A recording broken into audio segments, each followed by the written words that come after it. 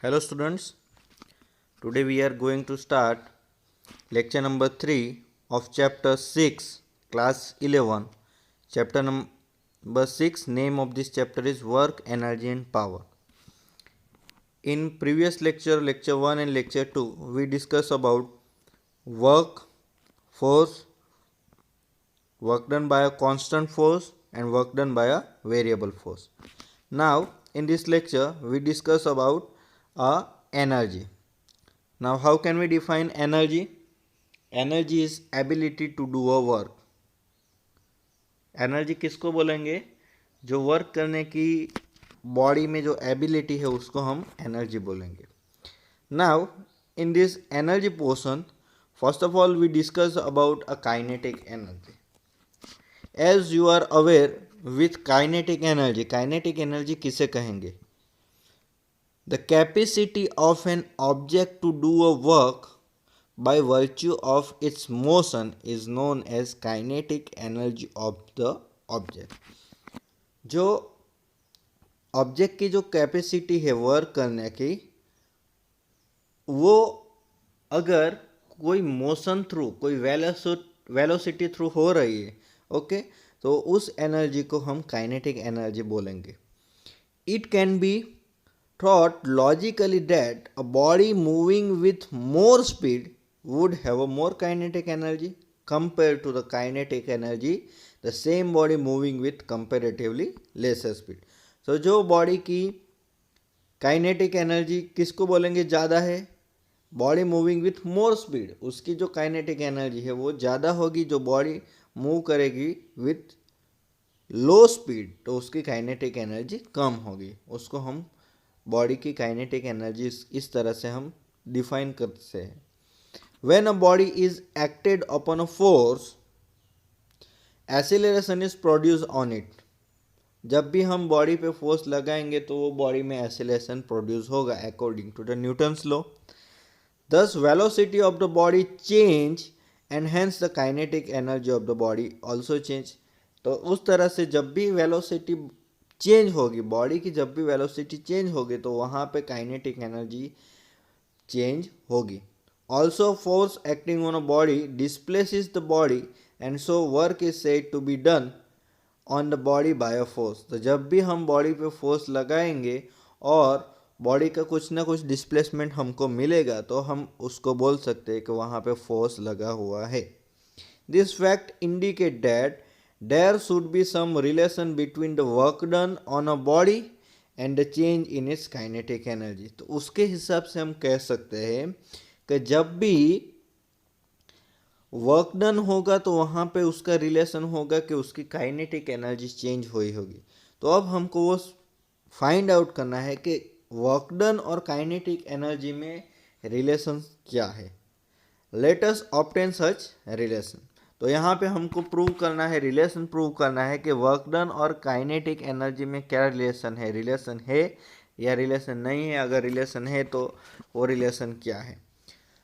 Suppose the work done by the force vector F. तो work done किससे represent करेंगे? W से. We know the equation W is equal to vector F into vector D. यहाँ पे D क्या है? D is a displacement, vector F is a force and W is a work done. But we know that according to the Newton's law, vector F is equal to m vector A. हम जानते हैं vector F की जो value है वो क्या है? m vector A जितनी है. तो अभी ये जो F की जो वैल्यू है वो हम यहाँ पे वर्क डन W में इनपुट करेंगे. तो W is equal to m vector A into vector D. Now we know that v square minus v0 square is equal to 2 vector A into vector D. Using this result in the above equation, we get the value w is equal to m की जगह पे m लिखा. Okay, and अभी जो हमको value मिली a vector A into vector D की क्या? v square minus v0 square upon 2a. Okay, तो a cancel, that's why we get the value w is equal to m in bracket v square minus v0 square by 2. Now we get, by simplification of this, we get W is equal to 1 half mv square minus 1 half mv0 square. यहाँ पे v0 and v are the speed before and after the application of force respectively. तो यहाँ पे हमको w की जो value क्या मिली, 1 half mv square minus 1 half mv0 square. ये इक्वेशन आपको याद रखना है. W is equal to 1 half mv square minus 1 half mv0 square. वहाँ पे v की जो v और v0 क्या है, v0 की जो स्पीड है, मतलब speed before the force applied and v is a force after the force applied.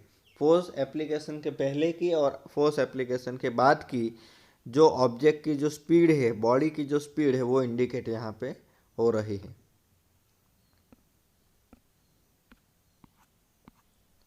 Now to continue this, the right hand side of this equation is the difference of two terms with the dimensions of energy. Now we know that kinetic energy is equal to 1 half mv square. That's why half of the product of the mass of the body and the square of its velocity is defined as a kinetic energy k of the body. We know that k is equal to 1 half mv square.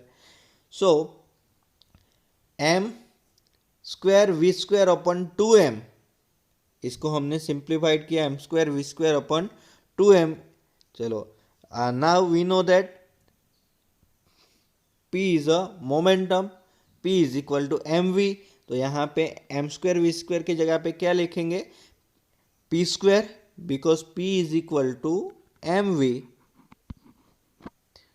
p is a momentum, we know that. That's why m square V square के जगह पे हमने यहाँ पे लिखा p square upon 2m. p is a linear momentum of the body. Now the right hand side is the change in the kinetic energy. Now kinetic energy में जो change है, मतलब initial minus final, w is equal to k minus k0 is equal to delta k. Here k0 and k are the respectively initial and final kinetic energy. Thus, we can say that the work done by the resultant force on a body is equal to the change in the kinetic energy of the body. तो work done और kinetic energy में हमको क्या relation मिला, कि जो भी यहाँ पे वर्क डन मिलता है, resultant work done due to the application of the force, वो कितना होता है, जो काइनेटिक एनर्जी में चेंज होता है उतना वो वर्क डन हमको मिलता है. तो हमको यहाँ पे क्या मिला, W is equal to delta K. इसके बेस पे हम क्या लिख सकते हैं, वर्क डन और काइनेटिक एनर्जी में क्या रिलेशन है. जो भी वर्क डन मिलेगा due to the application of force, वो काइनेटिक एनर्जी में जो चेंज होता है उतना हमको मिलेगा. This statement is known as work energy theorem. यही स्टेटमेंट को हम क्या बोलेंगे, वर्क एनर्जी थियरम. मतलब काइनेटिक एनर्जी और वर्क डन के बीच में जो रिलेशन है वो वर्क एनर्जी थियरम हमको प्रोवाइड करेगा, और वो क्या है, W is equal to delta K. From this equation it is clear that unit of kinetic energy is same as the unit of work. यहाँ पे W is equal to delta K है, दोनों equal है. तो जो delta के मतलब कि काइनेटिक एनर्जी का जो यूनिट है वो वर्क के यूनिट ही होगा. मतलब क्या, वो होगा joule in SI unit. Now after this we discuss about a work energy theorem for a variable force in one direction. अभी जो फोर्स लग रहा है एक ही डायरेक्शन में लग रहा है, सपोज के x डायरेक्शन में लग रहा है, तो उसके रिगार्डिंग हम डिस्कशन करेंगे work energy theorem for a variable force in one direction. Suppose here the force Fx is act on a body of mass m. तो यहाँ पे कोई बॉडी है, मास m है उसका, उस पर फोर्स Fx लग रहा है. Here Fx shows that F is a function of x और its value is depends on x. तो यहाँ पे जो Fx है मतलब उसका मीनिंग क्या है, कि वो F जो है फोर्स वो x का फंक्शन है, और you can say that the value of F is depends on x. तो ये केस में work done under this influence of this force Okay, we know that equation W is equal to integration of initial condition I to integration of final condition F of fx dx. W is equal to fx dx integration from I to F. That's why integration of I to F, fx की जो value है, okay, fx is equal to f is equal to, we know that m a, we know that f is equal to M A. तो यहाँ पे F x की जगह पे m लिखा, a मतलब क्या, a is equal to acceleration is equal to change in velocity with respect to time. तो यहाँ पे a is equal to D we by D T. तो एफ एक्स डी एक्स की जगह पे क्या लिखा है, m, a की जगह पे d we by D t of d x. यहाँ पे डायरेक्ट लिखा है, तो F x is equal to क्या, integration of I to F m dv by dt of dx. Now integration of, next step, integration of I to f, m dv common बाहर निकाला. नाव यहाँ पे जो dx अपन dt, नाव dx अपन dt मतलब के change in displacement with respect to time. dx by dt मतलब change in displacement, x मतलब displacement with respect to time, dx by dt is equal to v. That's why we get m, यहाँ पे मास जो constant है उसको बाहर निकाला integration के बाहर. That's why m integration of i to f dx by dt की वैल्यू है v इंटू dv.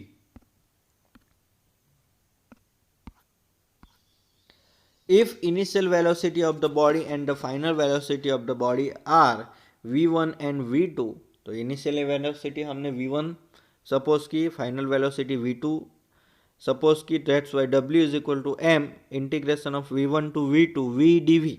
चलो हमको क्या मालूम है, x रेस टू n का integration, x raise to n का integration x raise to n plus one upon n plus one. That's why we get the value m.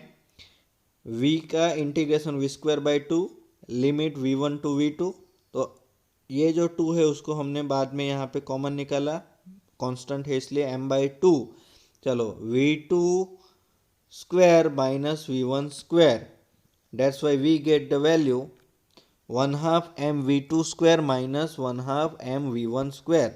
तो 1/2 m v2 square मतलब कि उसकी final kinetic energy minus 1/2 m v1 square मतलब उसकी जो initial kinetic energy है. Kinetic energy के लिए हम जानते हैं 1/2 एम वी स्क्वायर. यहाँ पे v2 स्क्वायर मतलब फाइनल उसकी kinetic energy, 1/2 M v1 square मतलब उसकी इनिशियल काइनेटिक एनर्जी. तो final kinetic energy minus initial kinetic energy, so it is a delta K. तो हमको क्या रिलेशन मिला, W is equal to delta K. This is the outcome of work energy theorem. Now इसके base पे अब हम एक दो एग्जाम्पल करेंगे, ताकि एग्जाम्पल इसके बेस पे कैसे एग्जाम में आते वो हमको समझ में आ जाएगा, उसको सॉल्व कैसे करना है वो भी समझ में आ जाएगा. Now first of all question क्या है, a proton and electron are in motion with both having a kinetic energy equal to 100 EV. तो यहाँ पे प्रोटॉन है, इलेक्ट्रॉन है, वो दोनों मोशन में है, दोनों की जो काइनेटिक एनर्जी है वो 100 EV जितनी है. Which of this two particle have more speed. तो इन दोनों में से किसकी स्पीड, काइनेटिक एनर्जी मतलब किसकी ज़्यादा होगी, कौन ज़्यादा स्पीड से मूव कर रहा है वो फाइंड आउट करना है. अभी मास ऑफ इलेक्ट्रॉन दिया हुआ है me, मास ऑफ इलेक्ट्रॉन दिया हुआ है 9.1 इंटू 10⁻31 kg, और मास ऑफ प्रोटॉन दिया है 1.67 इंटू 10⁻27 kg. तो यहाँ पे क्या दिया है, दोनों की काइनेटिक एनर्जी हमको मिली है 100 EV, और दोनों का मास me मिला है 9.1 इंटू 10⁻31 kg, और mp मिला है 1.67 into 10⁻27 kg. Now how can we solution of this example, let's see. Here EV means what, electron volt is a unit of energy. okay, यहाँ पर जो EV यूज किया है वर्ड उसका मीनिंग क्या होता है, electron volt, and it is a unit of energy. EV की जो वैल्यू है वो कितनी है, 1.6 इंटू 10⁻19 जूल. ये क्वेश्चन में यहाँ पे इंडिकेट किया है. Now What is the solution? Now we know that kinetic energy of electron, पहले kinetic energy of electron क्या है, 100 keV है. ओके 100 EV है. We know the equation of kinetic energy 1/2 mv². तो यहाँ पे इलेक्ट्रॉन के लिए क्या यूज़ किया, 1/2 MeVe². Now kinetic energy of proton 100 kV है. ओके तो हम इसके लिए क्या लिखेंगे, 1/2 MpVp², 1/2 mv². तो यहाँ पे प्रोटॉन है तो उसको इंडिकेट करने के लिए हमने यूज़ किया 1/2 MpVp².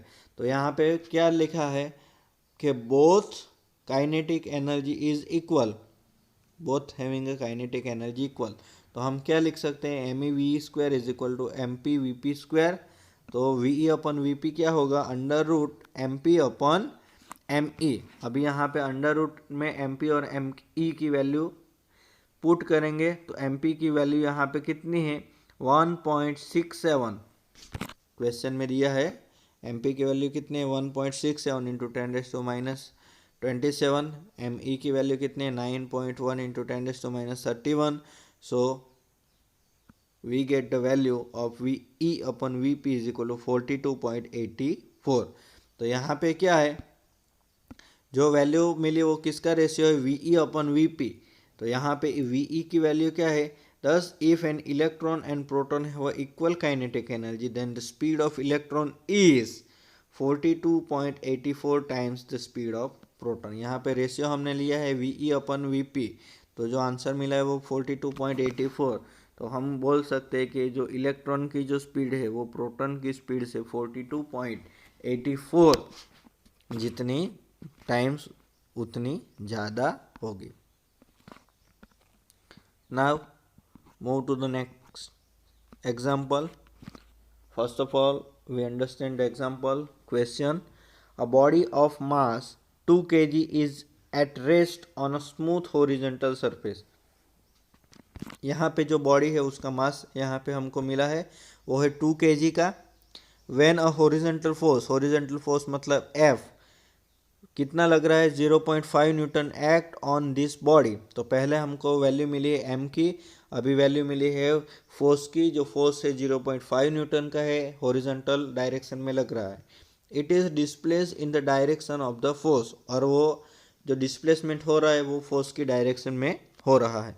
Find the work done by a force in 8.0 second. तो वर्क डन 8 सेकंड में जितना होगा वो फाइंड आउट करना है. तो हमको किसकी टाइम टी की वैल्यू है 8 सेकंड यहाँ पे मिले हैं. So that this work is equal to the change in kinetic energy of the body.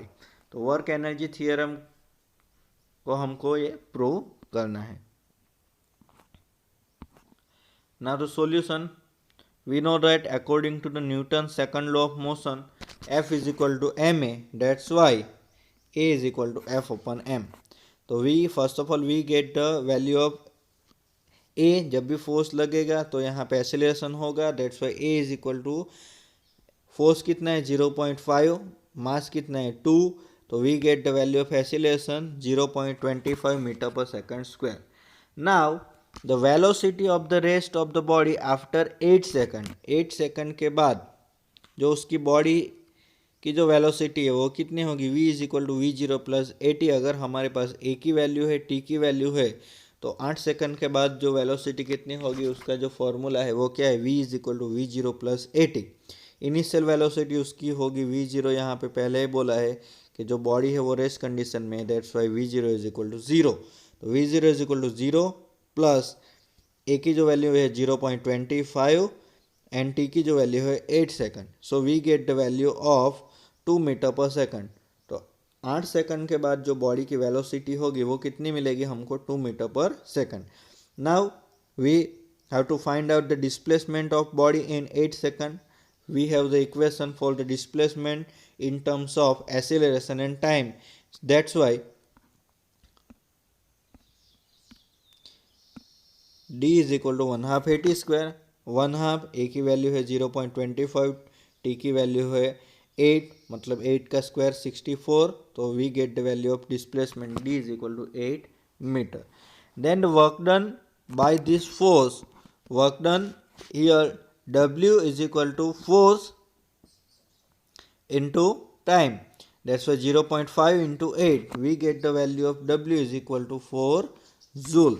Now initial kinetic energy हमारे पास, हमको क्या फाइंड आउट करना है कि काइनेटिक एनर्जी और वर्क डन को रिलेशन को हमको यहाँ पे दिखाना है. तो यहाँ पे क्या मिला, वर्क डन बाय फोर्स मिला, इनिशियल काइनेटिक एनर्जी उसके पास 0 थी, तो फाइनल काइनेटिक एनर्जी क्या होगी, we know the equation of kinetic energy 1/2 mv², 1/2 m की वैल्यू है 2, v की जो वैल्यू है हमारे पास वो है 2 का स्क्वायर. ओके, तो we get the value of final kinetic energy is 4 joule. तो यहाँ पे पहले initial velocity, initial kinetic energy थी 0, फाइनल काइनेटिक एनर्जी हमको मिली 4 जूल. मतलब चेंज इन काइनेटिक एनर्जी, मतलब final kinetic energy 4 minus initial kinetic energy 0, 4 minus 0, we get the value of change in kinetic energy is equal to 4 joule. Now from equation 1 किसके regarding है, work के regarding है. Equation 2 किसके regarding है, change in kinetic energy. So यहाँ पे work का जो आंसर मिला 4 joule, change in kinetic energy मिली 4 joule. From equation 1 and 2 we get the value W is equal to delta K. तो यहाँ इसके बेस पे हम कह सकते हैं दोनों का आंसर, W का आंसर और डेल्टा के का आंसर है वो सेम है. That's why W is equal to delta K. Here the work done on the body has been converted into kinetic energy of the body. तो जो भी body पे वर्क डन हुआ वो काइनेटिक एनर्जी जितनी भी चेंज हुई उसके बराबर होगा, हम इसके बेस पे बोल सकते हैं. सो आज अभी जो हमने ये लेक्चर में डिस्कस किया उसकी हम समरी देख लेते हैं. नाउ तो फर्स्ट ऑफ ऑल हमने देखा कि काइनेटिक एनर्जी क्या है और काइनेटिक एनर्जी और वर्क डन के बीच में रिलेशन क्या है. तो यहाँ पे काइनेटिक एनर्जी क्या है, the ability of a body to do a work by virtue of motion is known as kinetic energy. तो मोशन के तहत हम काइनेटिक एनर्जी को डिफाइन कर सकते हैं. तो जो एबिलिटी है वर्क करने की due to the virtue of this motion is known as kinetic energy. If the velocity of body of mass m, अगर जो बॉडी है उसका मास m है और उसकी जो स्पीड है, वेलोसिटी है वो v है, तो उसकी जो काइनेटिक एनर्जी कितनी होगी, ये दोनों इक्वेशन आपको याद रखना है. k is equal to 1/2 mv², और मोमेंटम के रिगार्डिंग काइनेटिक एनर्जी क्या है, p²/2m. तो k is equal to 1/2 mv² और k is equal to p²/2m. Now हमने दूसरा क्या देखा, work energy theorem. Work energy theorem को किससे तरह हम डिफाइन कर सकते हैं, वर्क एनर्जी थियरम क्या है, work done by a resultant force on a body is equal to the change in its kinetic energy. तो जो भी हमको वर्क डन मिलेगा due to the application of force, okay, वो किसके इक्वल होगा, काइनेटिक एनर्जी में चेंज हो रहा है, initial kinetic energy final kinetic energy, उसके बिटवीन हमको मतलब के जो चेंज मिल रहा है काइनेटिक एनर्जी उसके बराबर ही वर्क डन मिलेगा. So we can write that according to work energy theorem W is equal to delta K. ये याद रखना है. Okay, so I hope you understand very much. Thank you very much.